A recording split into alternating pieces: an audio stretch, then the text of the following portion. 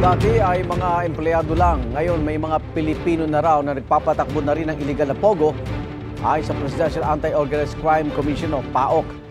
May unang balita si Salima Refran. Hinila mga dayuhan ng nadatna ng mga otoridad sa niraid na IGL o Internet Gaming Licensee sa Pasay noong nakaraang linggo.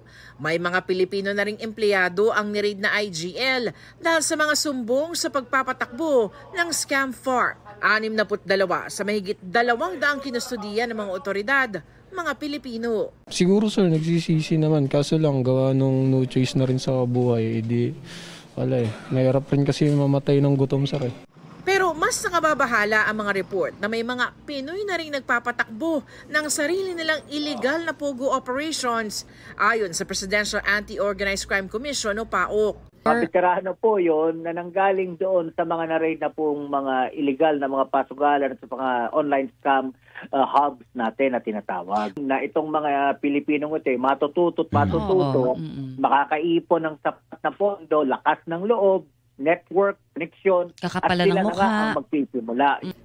Tinutugis na rin ang mga ito para sa total ban sa mga pogo sa pagtatapos ng taon. Ang nakakatakot yung indigenous scam farm na nagpapatakbo ay mga Pilipino. Ito na nga nakikita natin. May mga mangilan-ngilan ng sumusubok. Ang tanong, bakit? Paano? Napakalaki ho ng pera. Ibang usapan na yun. If we see that they're the ones who are perpetrating the scams, we'll charge anybody who's responsible for it. We will not spare anybody. It's really the money motive eh. Malaki siguro yung pera dyan. May binuunang task force pogo closure ang pamahalaan sa pangunguna ng Department of Justice at PAOK. Layo nitong ayusin ang proseso ng paglisa ng mga pogo sa bansa. Ayon sa Bureau of Immigration, 10,000 na sa tinatayang 100,000 foreign pogo workers ang nag-apply ng pag-downgrade ng kanilang mga 9G visa o pre-arranged employment visa. May hanggang October 15 o hanggang sa susunod na linggo na lang ang mga foreign pogo worker para i-downgrade yung kanilang mga work visa. Pagdating kasi ng October 16 ay otomatiko ng kanselado ang mga ito. After October 15, dyan na po mag-i-issue ang Bureau ng cancellation order for all those who are left who have not yet filed for the downgrading of their visas.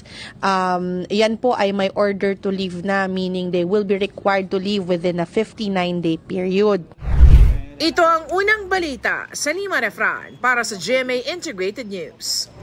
Igan, mauna ka sa mga balita. Mag-subscribe sa GMA Integrated News sa YouTube. Sa mga kapuso abroad, subaybayan nyo kami sa GMA Pinoy TV at sa www.gmanews.tv.